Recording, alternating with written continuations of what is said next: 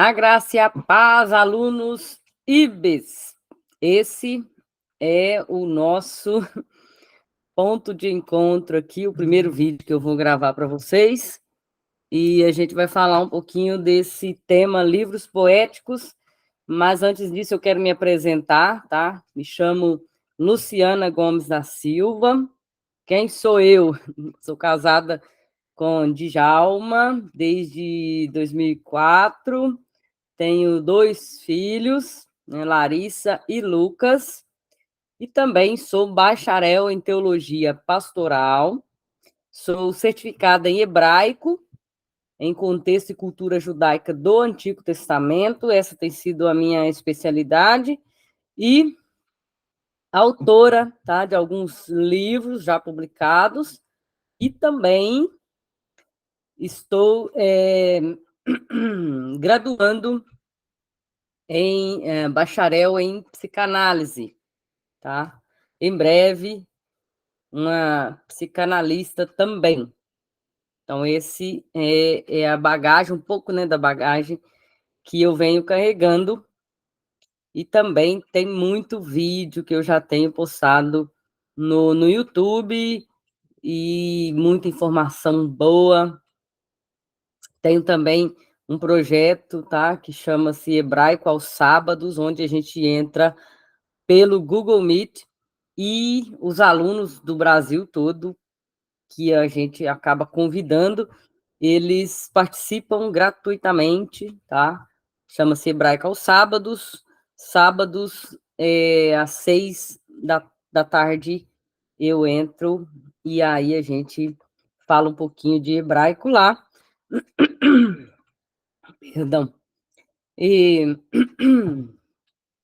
hoje a gente vai falar de livros poéticos, tá? Então se prepare aí, pegue a sua apostila, pegue também a sua Bíblia e, como um bom estudante de teologia, a partir de agora, você é um estudante.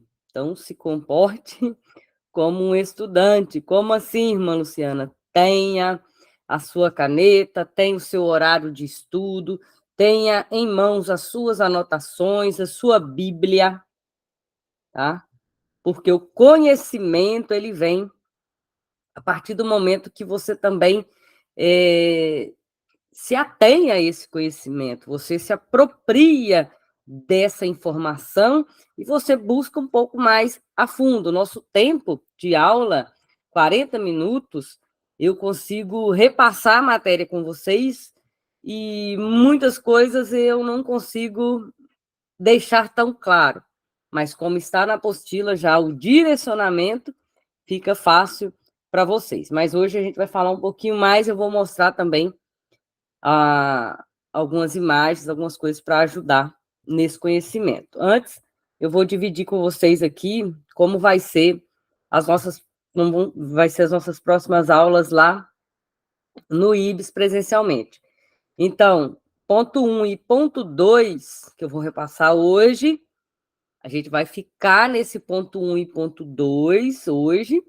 Próxima segunda-feira, nós vamos para o livro de Jó. Próxima segunda-feira, após essa, livro de Salmos. E depois, assim, consecutivamente. Então, são 5 semanas próximas. A gente tem 5 livros poéticos para repassar. Tá bom? Então, ponto 1 e ponto 2 da apostila, dá uma circulada aí. Essa é uma pequena introdução, um pouco profunda. Talvez você ache um pouco complicado, mas não se preocupe, essas coisas vão se clareando. Vai dar certo em nome de Jesus, tá? Ponto 1 e ponto 2, abra a sua apostila. Ok.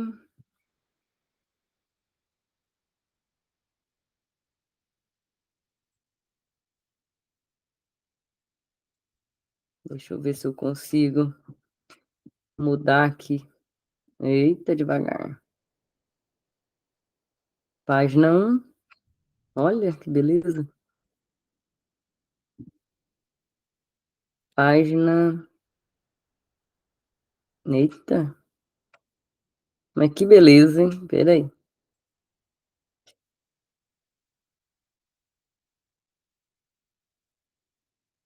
Como assim? Será que não vai deixar eu fazer certinho? Ah, sim, agora vai. Ok.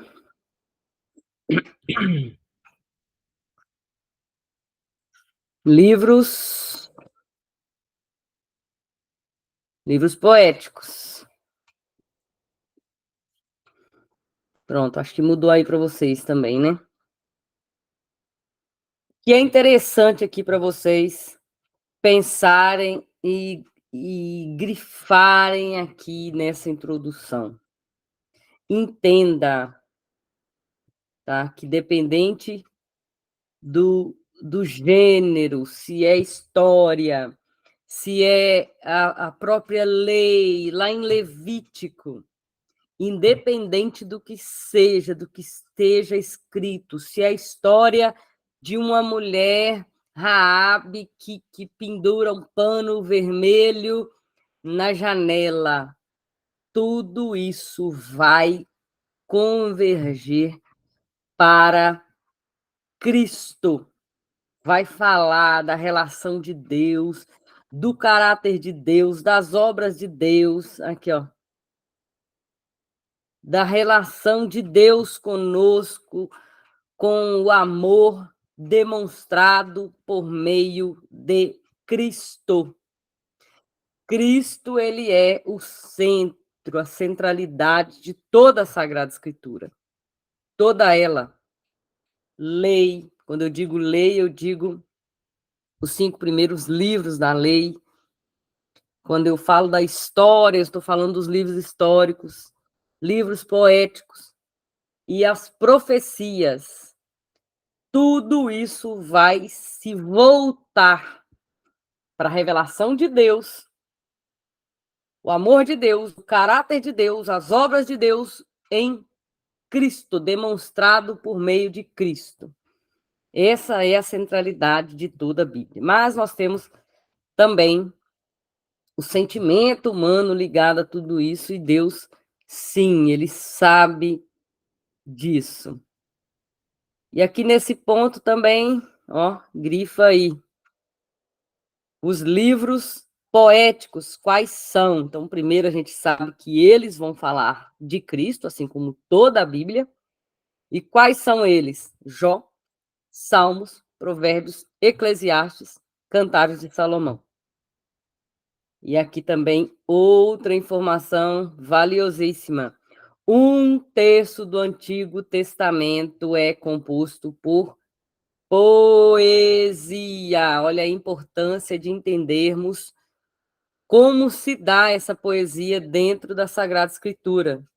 Como essa poesia, né? Que ritmo ela tem, qual o jeito dessa poesia se conectar com o outro, como é a poesia hebraica, é por rima, e a gente aprendeu que não é pela rima, tem outros elementos aí que são elementos valiosíssimos, que às vezes parece estar longe do nosso alcance, né?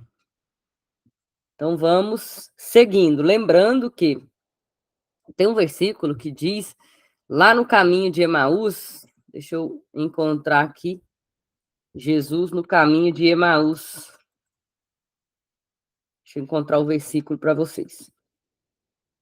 Lucas, capítulo 24, vai abrindo a sua Bíblia aí.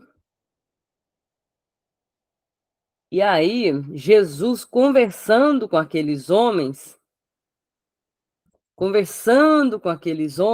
ele se revela, né? Os homens tinham visto Jesus morrer na cruz e eles estavam voltando para suas casas assim, meu Deus, e agora, né? O que fazer? O nosso mestre morreu.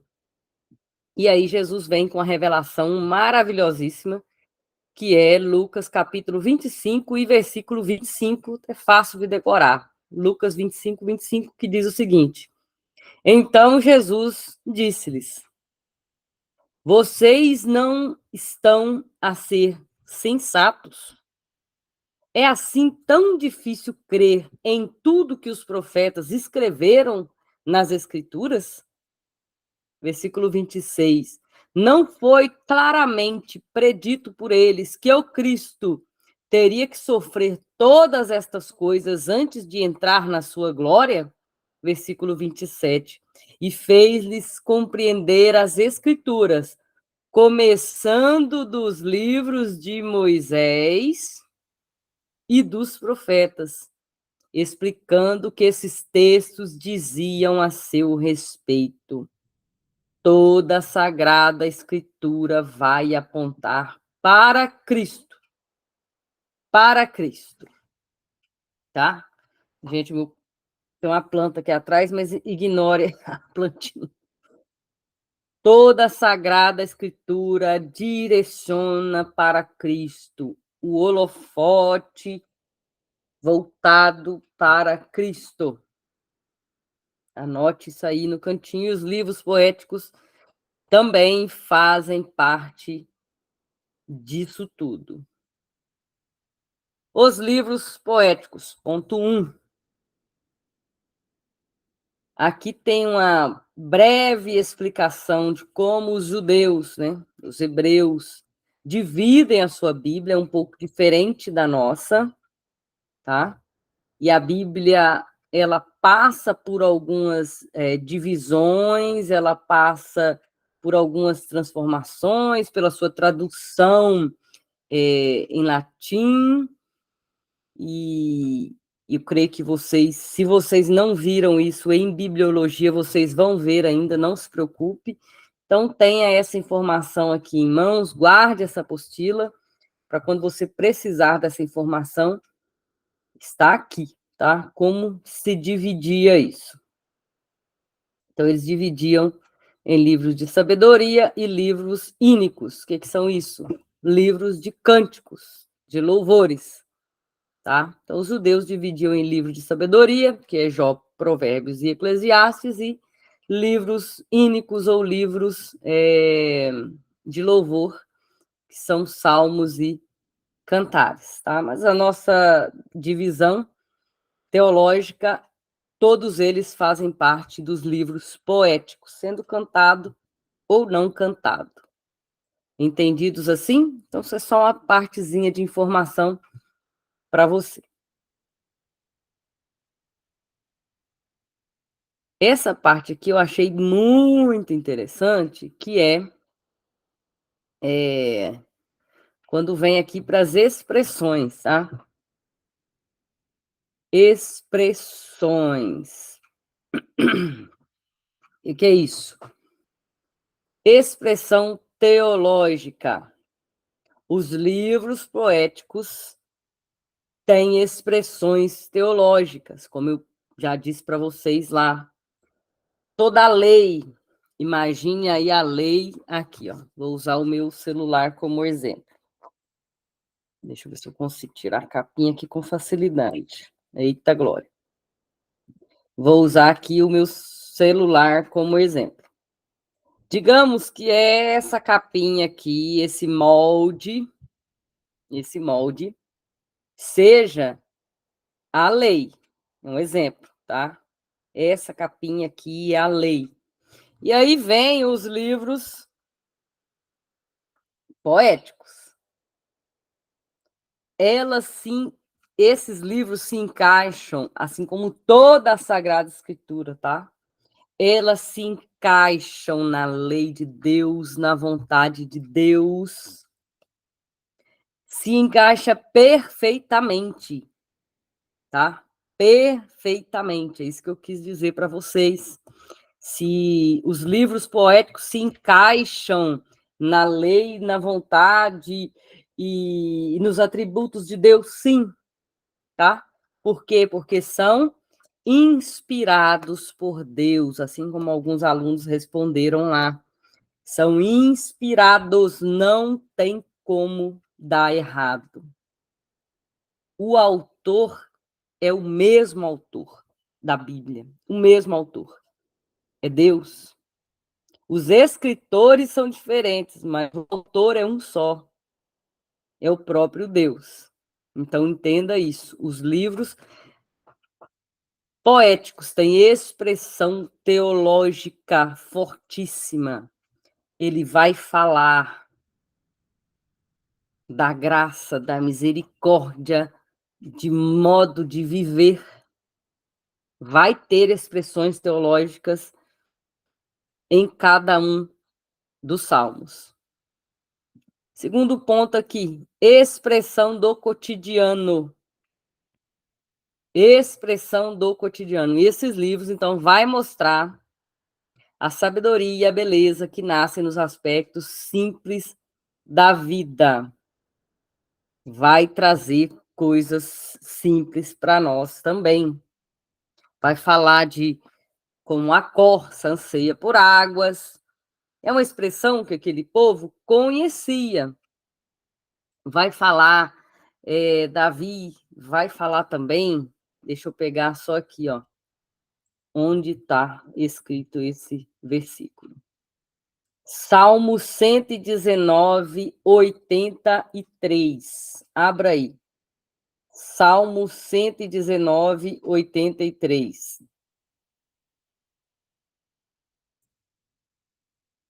Deixa eu ver se eu consigo uma imagem para que você visualize isso. Salmo 119.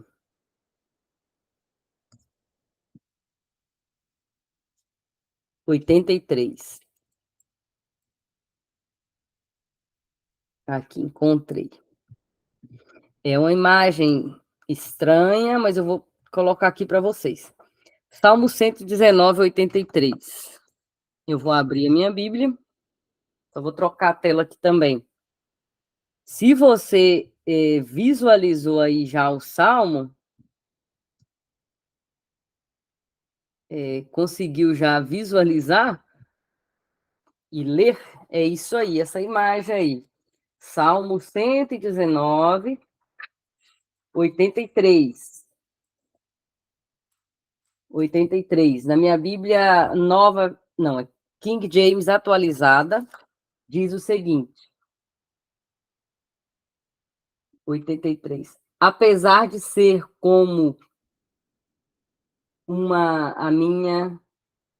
a minha Bíblia diz como um odre na fumaça, não me esqueço dos teus decretos. O que é um odre na fumaça? O que é um odre, né? Odres novos, vinho novo, é também esse texto aí, ó. Isso é um odre. O que é isso, irmã Luciana? Eles pegam ali o animalzinho e utilizam o couro para colocar ali dentro desse couro curtido do animal o vinho. Isso é um odre. Então, como um odre na fumaça, como um odre que está sendo curtido,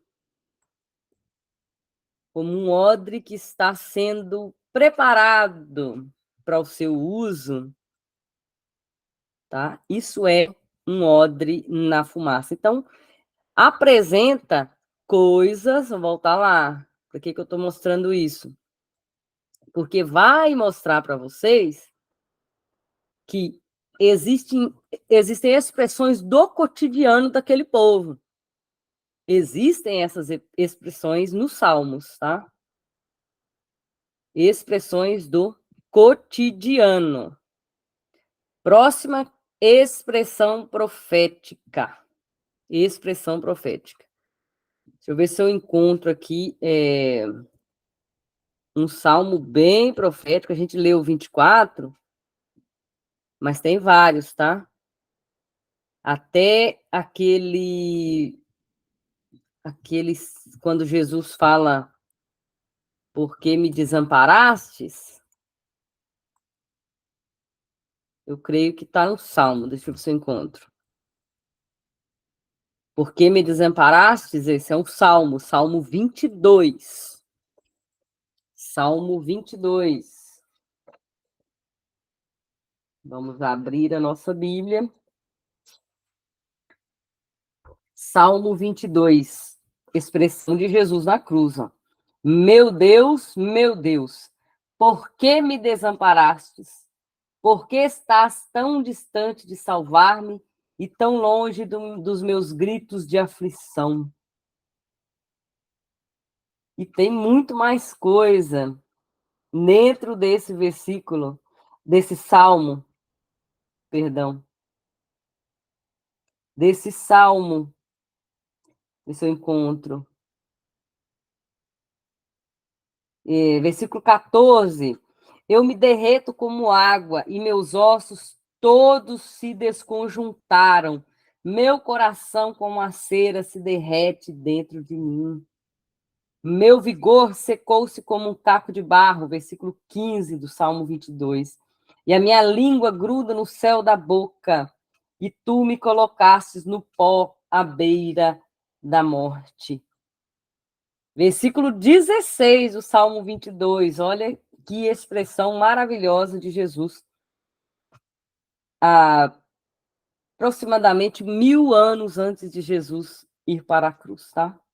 Versículo 16. Uma multidão de cães me cercou, um bando de malfeitores me envolveu, traspassaram minhas mãos e meus pés. Versículo 17. Posso contar meus ossos um a um, mas as pessoas me encaram com desprezo. Versículo 18. Dividiram as minhas roupas entre si e lançaram sorte sobre as minhas vestes. Interessante. Interessante. Então, esse é o Salmo 22, expressão profética a respeito de Cristo, uma mensagem messiânica. O que é mensagem messiânica? Mensagem messiânica, ela aponta para Cristo, porque Cristo, ele é o Messias é aquele que é ungido, tá? E também expressão de espiritualidade, temos também nos livros poéticos. Expressão de espiritualidade. Isso aí a gente vê praticamente por todo os salmos, tá? Expressão. Deixa eu só. Isso, deixa eu pegar um simples aqui. Um salmo bem simples para a gente falar dessa espiritualidade, ó. Salmo 77. Salmo 77, abre aí. Versículo 2. No dia da minha angústia, procuro o Senhor. De noite, não me canso de erguer a mão. Minha alma recusa ser consolada. Então, uma espiritualidade, uma oração, uma expressão do que ele estava fazendo ali. Eu estou orando, eu estou clamando, estou adorando, estou levantando as mãos. Espiritualidade. E essa autoanálise aí. Pronto, entendidos? Passamos aqui os 4 pontos. Expressões que a gente pode encontrar nos Salmos e em todos os livros poéticos que estão na nossa lista aqui. Ponto 2 da nossa apostila. A poesia hebraica bíblica. E aí a gente cai nesse ponto aqui. Ó. Paralelismo poético hebraico. É um ritmo equilibrado do pensamento e das ideias, mais do que palavras e sons. Como eu falei para vocês, a rima. Eu usei aquela música, né, por toda a minha vida. Por toda a minha vida, ao Senhor te louvarei. Deixa eu abrir aqui Voz da Verdade. Eu não sou muito boa com decorar letras, não. Não. Por toda a minha vida, ó Senhor, te louvarei. Pois meu fôlego é a tua vida. Parece aí de novo a vida. E nunca me cansarei. Louvarei, cansarei, vida, vida. Essa é uma forma de poesia que a gente encontra muito no Brasil, principalmente nas músicas, tá? Você vai ver muito. Na Bíblia não tem muito isso de puxar assim essas palavras, tá? Então eles têm um ritmo de pensamentos e ideias. Pensamentos e ideias.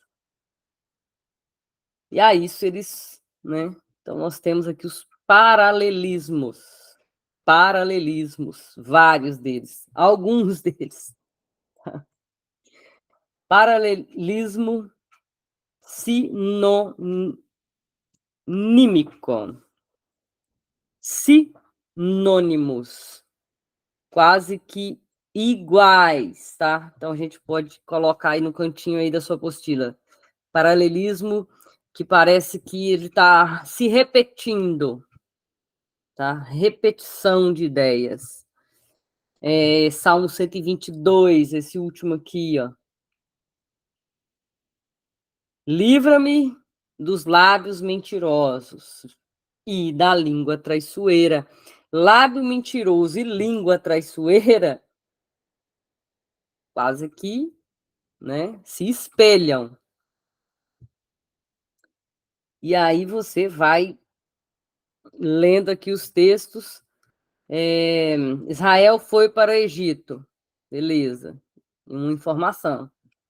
Jacó viveu como estrangeiro na terra de Cã. Opa, mesma coisa. As informações se espelham, tá? Tem um telefone chamando por aí. Paralelismo antitético. Antitético agora já é o contraste. Elas já não estão olhando as informações, elas estão indo para caminhos diferentes, tá? Pois o Senhor, o primeiro salmo aqui, ó, o Senhor aprova o caminho dos ímpios, ele aprova, mas dos justos, aprova o caminho dos justos, e ao contrário disso, o caminho dos ímpios leva à destruição. Então, tá? Então é um contraste, é algo divergente, diferente. No primeiro aqui, no sinonímico, eles estão olhando um para o outro as informações no mesmo versículo. Já nesse outro, as informações estão olhando para lugares opostos. Mais outra aqui, ó. O ódio provoca conflitos. Ponto. E o amor, opa, contrapondo, tá? O ódio, amor. Mais um. Isso a gente vê muito em provérbio. Muito, muito, muito. O filho do sábio dá alegria ao pai. O filho do sábio dá alegria. E o tolo despreza. As ideias estão indo para lados opostos. Ponto. Pode dar um pause no vídeo, voltar a assistir novamente, tá? Mas anote no cantinho aí uma forma de você entender melhor, do seu jeito, tá? Paralelismo sintético. Esse é um pouco mais difícil de se entender, mas dá uma progressividade. Agora a gente vai fazer uma escadinha de pensamentos aqui, tá? Eu vou ler esse primeiro aqui.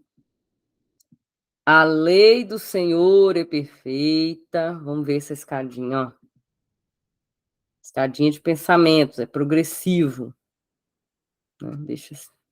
Não quer me ajudar, meu Deus, aqui. A lei do Senhor é perfeita, revigora a alma.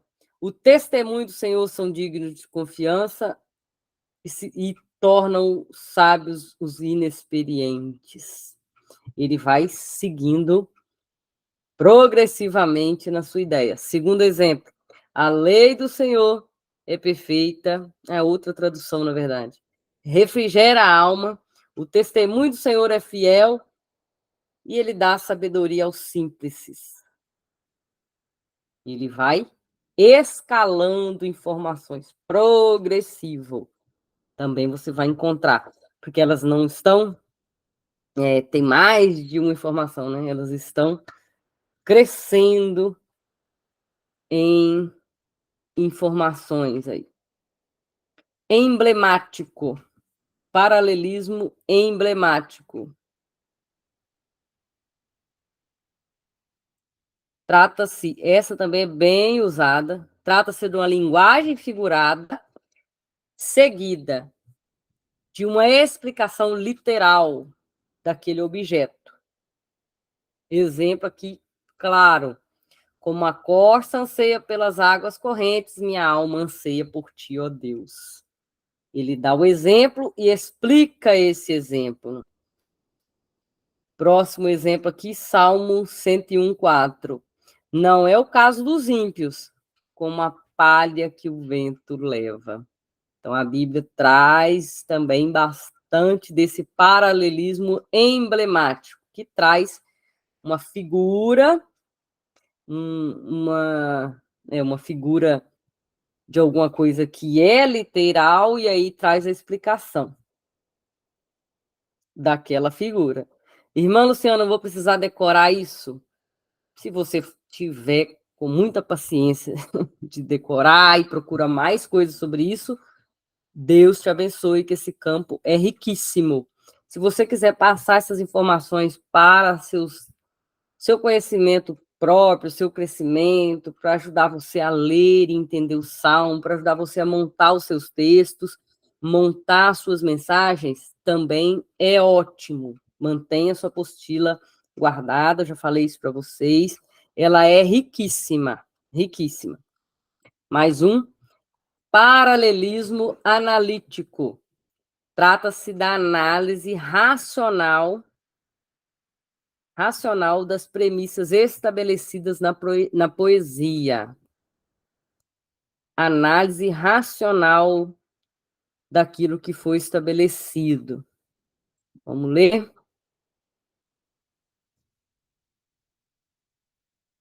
Trazendo um princípio lógico até chegar à conclusão. Interessante. Então vamos lá. O Senhor reina, trema os povos. Ele está sentado entre os querubins, comovam a terra. O Senhor reina, você precisa temer. Então tem uma ação, uma reação.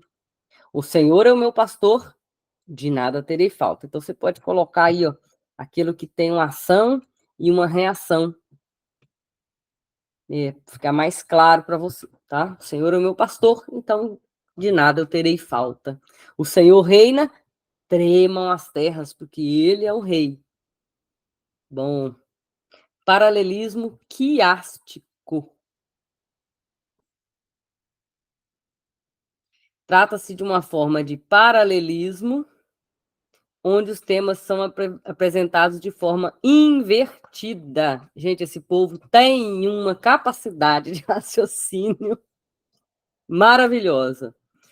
Então, esse tipo de poesia aqui é de forma invertida. Vamos ler para a gente ter como exemplo o que é esse paralelismo quiástico.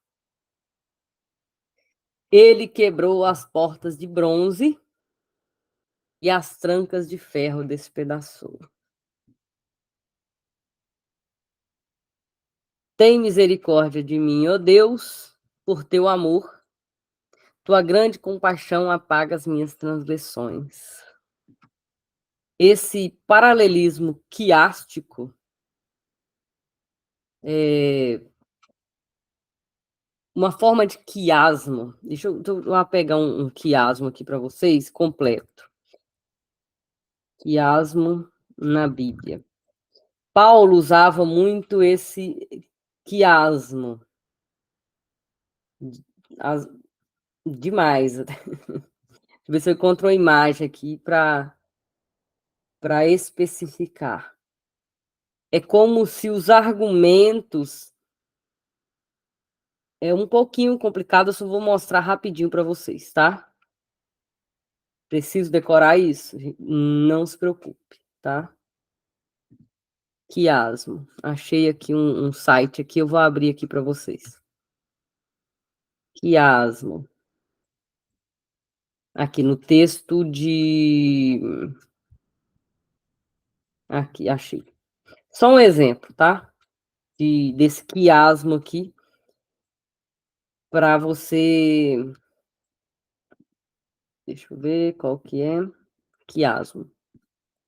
Isso é um quiasmo. O que é isso? Colorido aqui. Pega-se um texto, por exemplo, Salmo, sei lá, deixa eu ver qual salmo aqui que tem esse quiasmo. Quiasmo, Deuteronômio 7, Deuteronômio 7:10 traz esse quiasmo. Deixa eu abrir aqui.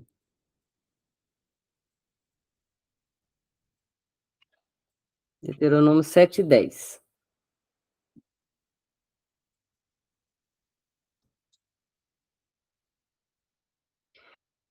Todos aqueles que os desprezam, Deuteronômio 7:10.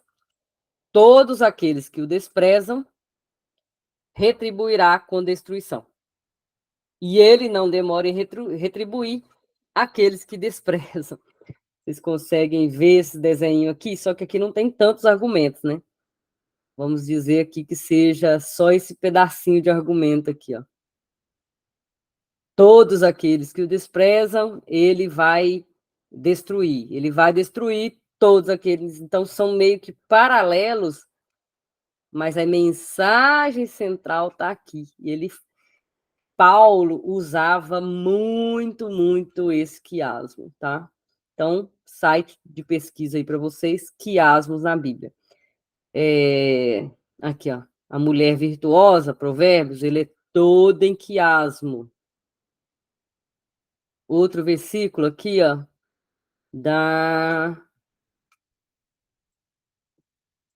aqui, ó, a mulher tem alto valor, gera respeito, ele só simplificou o versículo, né? Ó, Provérbios 31, todo ele traz a mensagem, ó. Ela traz, ó, começa aqui, o alto valor de uma mulher sábia, termina no versículo 30, 31, falando desse alto valor. Então, isso vai se espelhando, ó, o A se espelha no A, o B no B, o C no C. É muita inteligência para fazer essas coisas. Então, a Bíblia tem isso. É lindo e maravilhoso. Eu fico maravilhada com essas coisas. E o ponto central aqui, nesse caso, é esse H, o versículo 23, gera respeito público ao seu marido. Então, aqui está o ponto central desse texto em hebraico, que é Provérbios 31, tá? Então, tem tudo isso aqui na Bíblia? Tem. Tem. A Bíblia tem essas coisas maravilhosas. Então, isso é um quiasmo. É que as ideias vão se escalando e elas se espelham. E aí, o ponto do meio é o ponto central. O pontinho ali do meio é o ponto central. Isso é um quiasmo. A gente está aqui no quiasmo, tá? Anote aí, se você quiser estudar mais sobre esse quiasmo. Tem misericórdia de mim, ó Deus, por teu amor. Então, esse aqui é o ponto central. Por tua grande compaixão, apaga minhas transgressões. Por teu amor. Então, o ponto central do quiasmo vai estar sempre no meio. Você vai lendo, você vai contrapondo até achar o ponto central. Quiasmo é uma forma maravilhosa de escrita bíblica, e Paulo, o apóstolo Paulo, tem muitos textos do apóstolo Paulo usando o quiasmo. Próxima, paralelismo escalonado ou climático. Que isso, misericórdia. Espera aí que a gente vai se explicando aqui. Existe quando há uma evolução progressiva de um pensamento que se repete e por meio dele surge um novo ciclo até ter uma conclusão. Vamos lá, escalonado. Dai ao Senhor, ó filhos poderosos, dai ao Senhor glória e força. Vai seguindo aqui nas informações, evoluindo também. É praticamente como esse que a gente falou, que é o sintético, né? Aquele que vai escalando as ideias, tá? É como se fosse, mas tem uma evolução. No meio dele surge um novo ciclo até ter uma conclusão. É um pouquinho diferente, porque ele muda de ideia no meio, né? Ele muda de ideia. O Senhor, ó poderosos, dai glória ao Senhor. Se você procurar fazer algumas pesquisas, talvez você encontre outros versículos para ajudar a assimilar. Mas é uma ideia que vai crescendo, né, escalando também, mas no meio ele muda ou dá mais intensidade a essa ideia. Bem interessante também. Eu fico admirada com a grandeza de Deus, né? É só a mente divina para fazer essas coisas, né? E aí a gente entra agora no nosso belo acróstico. Aí, para o acróstico, eu tenho algumas imagens. A gente falou desse acróstico, a gente falou muito do alfabeto hebraico. Vou mostrar para vocês o que é esse alfabeto hebraico, rapidamente. Deixa eu ver se é esse aqui. Esse aqui, né, parece um desenho chinês, não é? É o alfabeto hebraico. Lê-se da direita para a esquerda. A Aleph é a primeira letrinha aqui, ó. Deixa eu ver se eu consigo modificar alguma coisa aqui. Não. Aleph. Meu Deus, deixa eu ver aqui. Abrir uma nova louça. Deixa eu ver se eu consigo criar uma louça interativa aqui. E eu abrir. Não, não vai. Lousa interativa. Ok. Eu consigo escrever nela? Ah, tá. Não consigo abrir essa lousa interativa, não. Aqui está o alfabeto hebraico. Aleph, Bet, Gimel, Dalet, Rei, Vav, Zayin, Het. E por aí vai.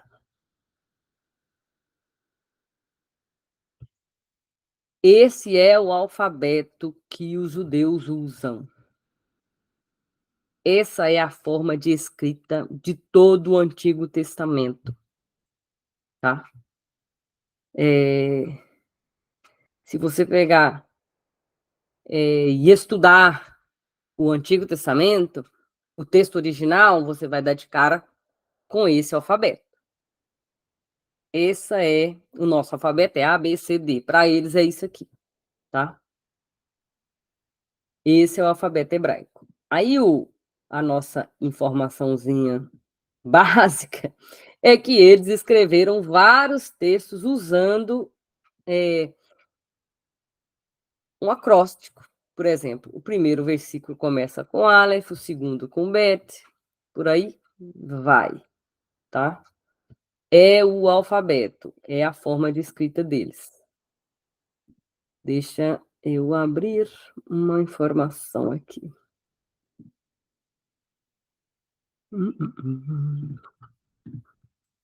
Porque esse. Ó, fiz um recorte aqui disso, ó. O Salmo 119 é o acróstico mais completo do livro dos Salmos, mas não é o único. Você lembra que eu pedi para você abrir na sua Bíblia? Você vai abrir, você vai ver lá. Aleph, Bet. Algumas Bíblias vai trazer até aqueles símbolos ali, que é a escrita hebraica, para mostrar para vocês que aquele grupo de versículos começa com Aleph. O segundo grupo todo vai começar com bet, tá? Isso é um acróstico. Salmo 25 é escrito em acróstico no hebraico. 34, 37, Salmo 111, Salmo 112, Salmo 119, Salmo 145 tem elementos do acróstico em seu hebraico original. Lamentações 1, 2 e 4 são acrósticos, interessantíssimo. Jeremias, né, escreveu, cada um com 22 versículos, um para cada letra do alfabeto hebraico. Para você que acha, por que você acha, tem uma perguntinha aqui que eu deixei aqui, por que você acha que os escritos do Velho Testamento, escritores, usavam escritos em estilo acróstico? Um dos motivos, ele já traz a resposta, pode ser que a estrutura torna o texto mais fácil de ser lembrado. Opa, com certeza. Mais fácil de ser memorizado. Vocês lembram aquela musiquinha? A de amor, B de baixinho, C de coração. Isso é um acróstico. Não dá para cantar na igreja. Né? A música da Xuxa. Então é A de amor, B de baixinho, C de coração e por aí vai. Isso é uma música em acróstico. Pois bem, de A a Z, ou no alfabeto hebraico, de Aleph a Tav. Tá? Torna o texto mais fácil e o estudo de todo o alfabeto hebraico também sugere plenitude, completude, tá bom? Completude. Para isso que eles usavam essa forma poética de se expressar. Deixa eu ver se eu tenho mais algumas coisas aqui para apresentar para vocês. Não, alfabeto. Beleza, voltemos para a nossa apostila. Então, isso é um acróstico. 2.2, acróstico está explicado, então, aqui para nós. Próximo ponto,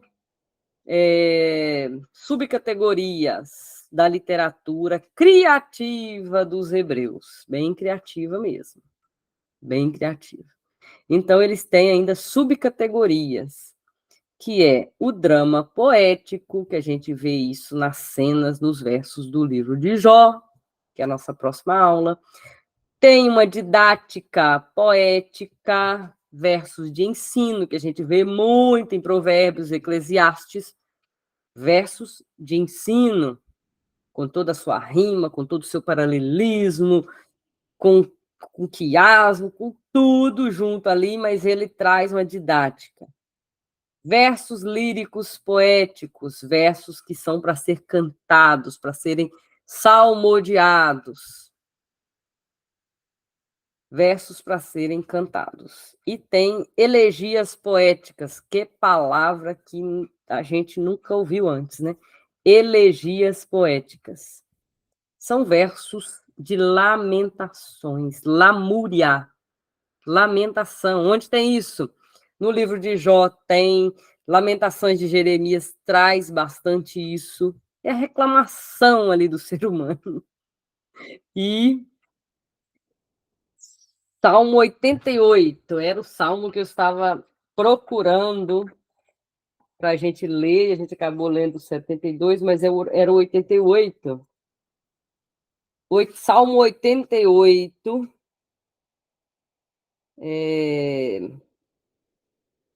isso.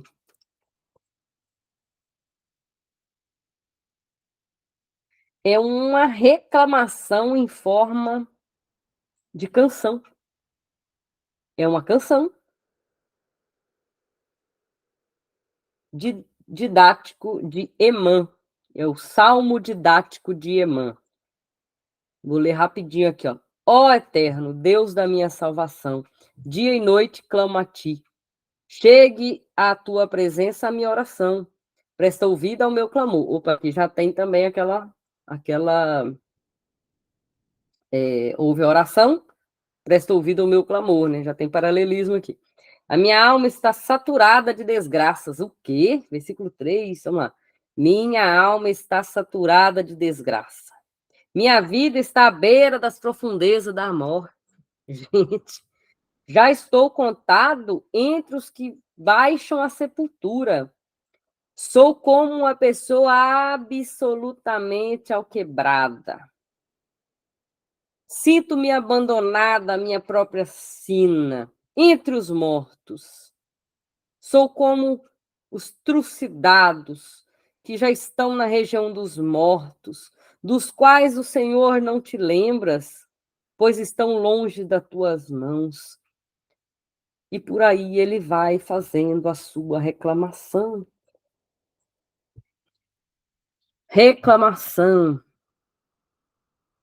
lamúria, elegias poéticas, versos de lamúria. Salmo 88.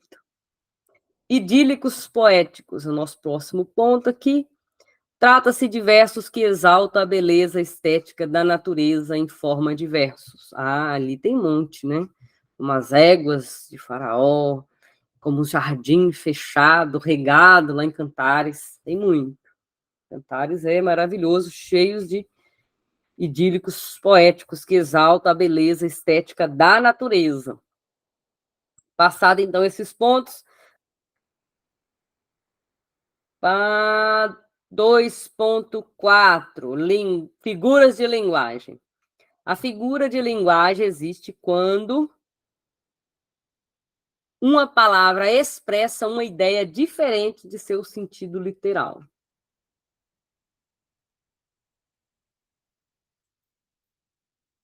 Vamos dar um exemplo, né?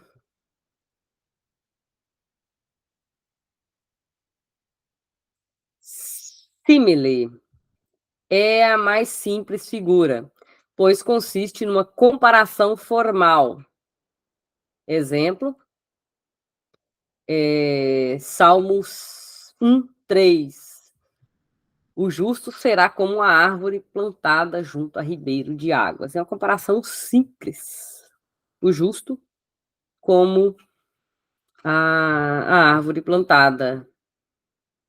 Não é Jeremias 23:29. Não é, pois, a minha palavra como um fogo, dito de Jeová, dito de Senhor, e como um martelo que esmiuça a pedra. Então, ele está fazendo comparação. Então, é uma figura de linguagem comparativa. Metáfora. Uma figura de linguagem que faz uma comparação para expressar verdade, para expressar uma verdade. Então, a metáfora ela já traz aí um sentido de expressar a verdade, não só comparar, mas trazer também verdade, trazer luz. Salmo 119, lâmpada para os meus pés é a tua palavra e luz para o meu caminho. Metáforas. E ainda sobre as figuras de comparação, tem também a alegoria. Eita glória, vamos ler os textos aí, gente. Jesus, utilizou muito alegorias, muito. Comparação, tá? Lírio do campo, vocês, assim como oh meu Deus, lírio, deixa eu achar o versículo aqui, para não se preocupar, né? Não se preocupem. Olhai para os lírios do campo, Mateus 6:28.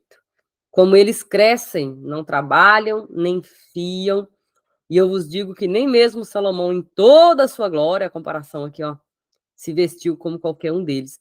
Aí vem a conclusão. Versículo 30, Mateus 6:30. Pois, se Deus assim veste a erva do campo, que hoje existe e amanhã é lançada no forno, não vos vestirá muito mais a vós, homens de pouca fé.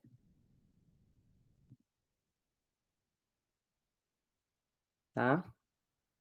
Jesus usou bastante, então, essas figuras de comparação. Figuras de dicção, nós temos alguns exemplos aqui. Duas figuras de dicção. Pleonasmo e hipérbole. Pleonasmo.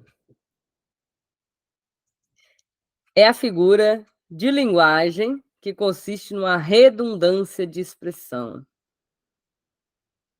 para enfatizar. Jó usa isso. Meus ouvidos já tinham ouvido a teu respeito, mas agora os meus olhos te veem. Então ele exagera, né? Faz uma redundância aí. Salmo 102. Sou como a coruja do deserto, como a coruja entre as ruínas. Hipérbole. Hipérbole também é conhecida, né, como exagero consciente com a intenção de aumentar o efeito. Ah, Deus, aqui tem tem esse salmo aqui que é bem interessante, ó. Ó. Rios de lágrimas correm dos meus olhos. Gente, não é possível um rio de lágrimas correr dos nossos olhos. Rios de lágrimas. Então ele tá o quê? Ele tá dizendo que tá chorando muito.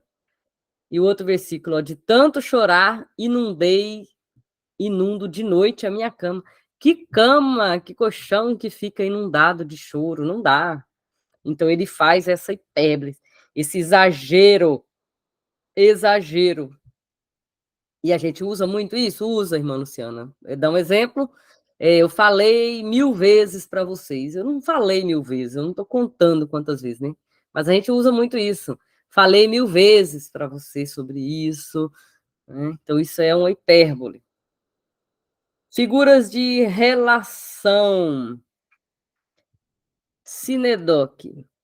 É a figura de dicção que consiste na substituição de todo pela parte, ou vice-versa. Vamos dar um exemplo.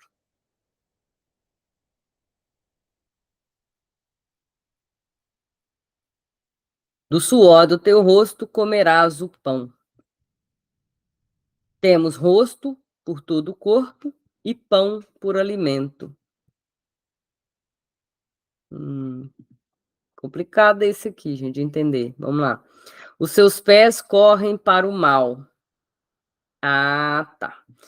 Do suor do teu rosto. Quer dizer, a gente não vai suar só o rosto. Entendi agora.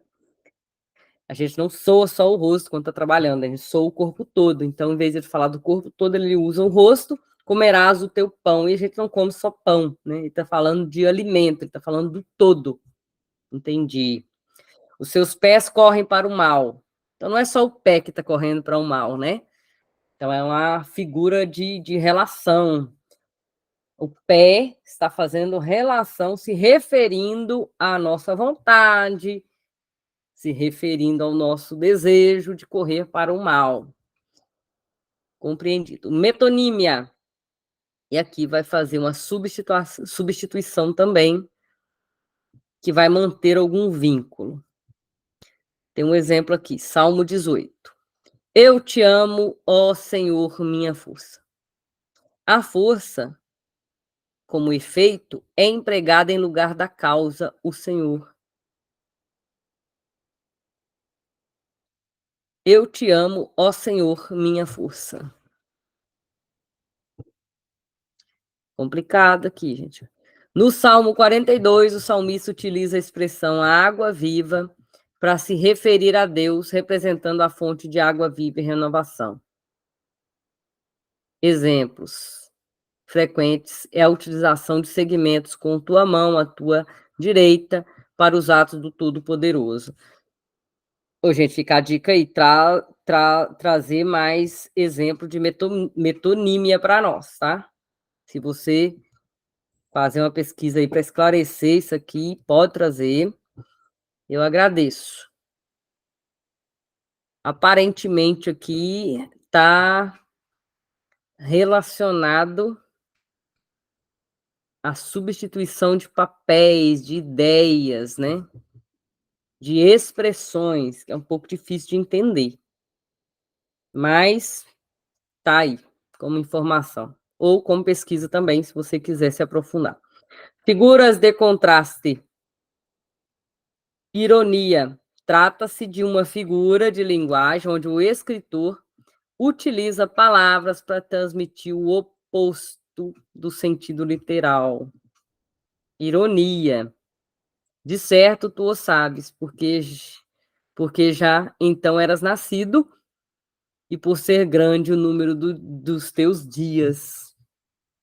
É o oposto, é uma figura que transmite uma ideia de ironia. Ah, lá no livro de Jó é o que mais tem, quando Deus faz uma série de perguntas ali para Jó. Onde você estava quando eu criei a terra? É uma forma de ironia. Eufemismo. O que é? Trata da substituição de uma forma mais indelicada por uma forma mais agradável. Exemplo: os lábios mentirosos são abomináveis ao Senhor, mas os que praticam a verdade são o seu deleite. Ao se utilizar da expressão lábios mentirosos, o rei Salomão emprega o eufemismo. Lábios mentirosos são abomináveis ao Senhor. Então, ele está meio que dando uma maciada ali na correção. Acho que é isso, né? Figuras compostas. Aí nós temos alegorias. Alegorias. Trata-se de uma linguagem que contém metáforas e símbolos, tudo junto. Ou seja, uma narrativa com o intuito de referir-se à verdade espiritual. No Antigo Testamento tem aqui vários exemplos de alegorias, e o Salmo 23, mais uma vez, se encaixa nessa metáfora, símbolos, alegorias, tudo junto e misturado. Enigmas. Trata de uma figura de linguagem que o sentido está encoberto.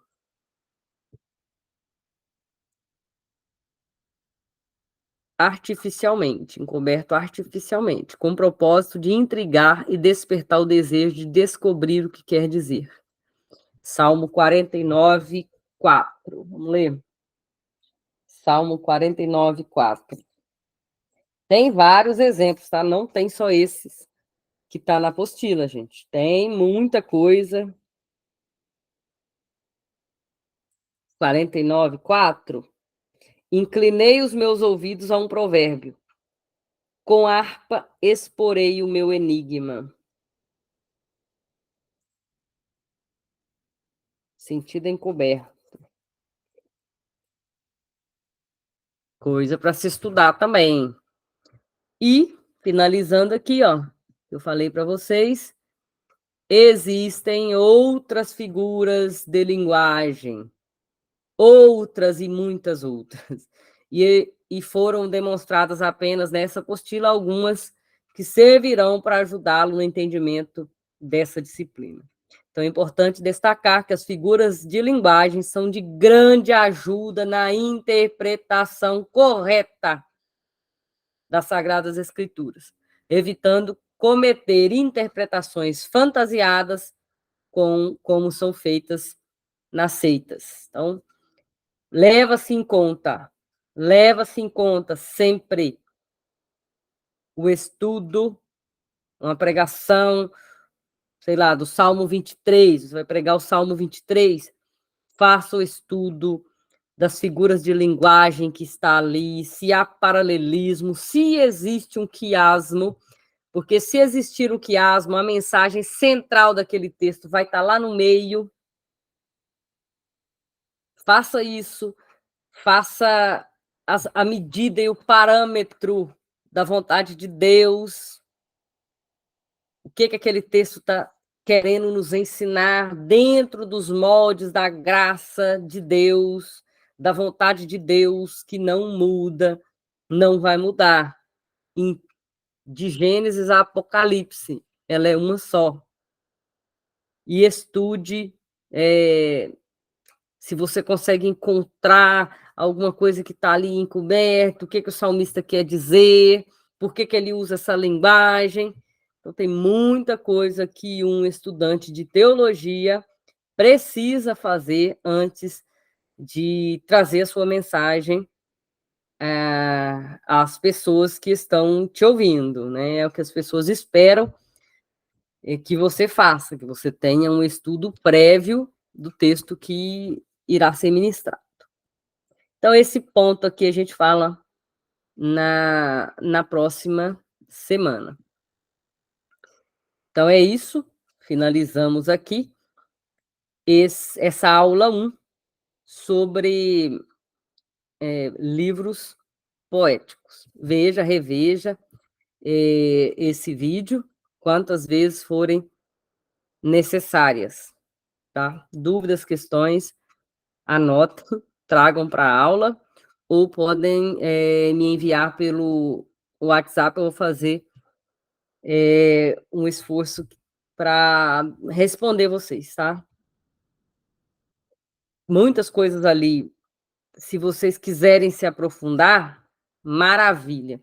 Mas se quiserem passar por esse ponto como um ponto de aprendizado, de entendimento que o que Deus fez é perfeito, que os salmos, provérbios, os livros poéticos, eles são, além de trazer essa essência de Deus, eles são perfeitos em sua escrita e poesia. Isso é maravilhoso, saber que nós servimos a um Deus de detalhes, a um Deus detalhista, o autor e consumador da nossa fé. Ele é um exímio escritor, ele é maravilhoso em sua essência. Esse é o ponto que nós precisamos entender muito. Se você tiver alguma dificuldade, peça a Deus. A Bíblia diz que, deixa eu achar o versículo, é Tiago 1:5. Se algum de vós tem falta de sabedoria, peça a Deus. Tiago 1:5. Tiago 1:5. Por quê? Porque pedir a Deus? Porque Deus a todos dá sabedoria livremente e não lança em rosto. Peça, porém, com fé e não duvidando, porque a dúvida é semelhante à onda do mar que é levada pelo vento. Mais uma vez aqui, uma figura de linguagem. Gente, é maravilhoso. Vocês vão encontrar essas figuras aí por toda a Bíblia, tá? Então fica aqui a mensagem. Se algum de vós tem falta de sabedoria, peça a Deus. Peça a Deus, tá? Finalizo por aqui. Deus vos abençoe.